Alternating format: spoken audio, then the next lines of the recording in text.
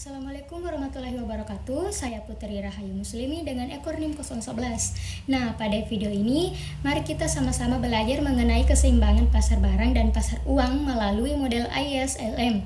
Model ISLM digunakan dalam ekonomi makro untuk menjelaskan hubungan antara tingkat suku bunga dan pendapatan nasional, serta bagaimana kebijakan ekonomi mempengaruhi keseimbangan tersebut. Nah, untuk memahami, kita mulai dari pembahasan pasar barang terlebih dahulu. Nah, pasar barang menunjukkan hubungan antara tingkat suku bunga dan pendapatan nasional ketika pasar berada dalam kondisi seimbang. Keseimbangan pasar barang terjadi saat investasi sama dengan tabungan atau ketika permintaan agregat sama dengan output.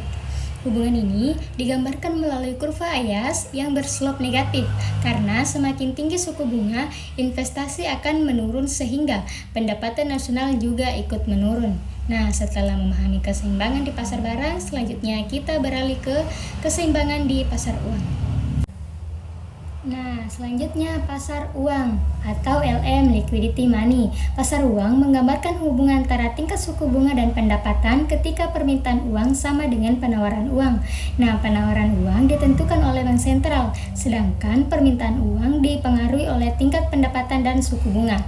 Kurva LM berslope positif karena ketika pendapatan meningkat, permintaan uang ikut meningkat sehingga mendorong kenaikan suku bunga. Nah, jika pasar barang dan pasar uang sudah kita pahami secara terpisah, maka selanjutnya kita lihat bagaimana keduanya saling berinteraksi. Nah, selanjutnya kita masuk ke model ISLM. ISLM merupakan gabungan dari keseimbangan pasar barang dan pasar uang. Keseimbangan ekonomi makro tercapai ketika kurva IS dan kurva LM berpotongan. Titik perpotongan tersebut menunjukkan tingkat pendapatan nasional dan suku bunga yang berlaku secara bersamaan. Model ini digunakan untuk menganalisis bagaimana perekonomian merespon perubahan kebijakan fiskal dan moneter. Selanjutnya, kita akan melihat bagaimana kebijakan fiskal mempengaruhi keseimbangan dalam model ISLM. Nah, pembahasan selanjutnya yaitu kebijakan fiskal. Kebijakan fiskal berkaitan dengan pengeluaran pemerintah dan pajak.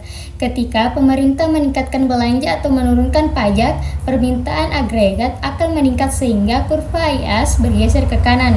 Pergeseran ini menyebabkan pendapatan nasional meningkat. Namun, kuat atau lemahnya dampak kebijakan fiskal juga dipengaruhi oleh respon pasar uang dan kemiringan kurva LM. Nah, selain kebijakan fiskal, keseimbangan ekonomi juga dipengaruhi oleh kebijakan moneter. Nah, pembahasan selanjutnya yaitu kebijakan moneter. Kebijakan moneter dilakukan oleh bank sentral melalui pengaturan jumlah uang yang beredar. Nah, jika jumlah uang yang beredar ditambah atau terjadi ekspansi moneter, kurva LM akan bergeser ke kanan sehingga suku bunga menurun dan aktivitas investasi meningkat. Sebaliknya, pengetatan moneter akan menggeser kurva LM ke kiri yang menyebabkan suku bunga naik dan pendapatan nasional menurun. Setelah membahas seluruh materi, kita dapat menarik kesimpulan dari pembahasan ini. Nah, dari pembahasan tersebut dapat disimpulkan bahwa keseimbangan ekonomi tercapai ketika pasar barang dan pasar uang berada dalam kondisi seimbang secara bersamaan.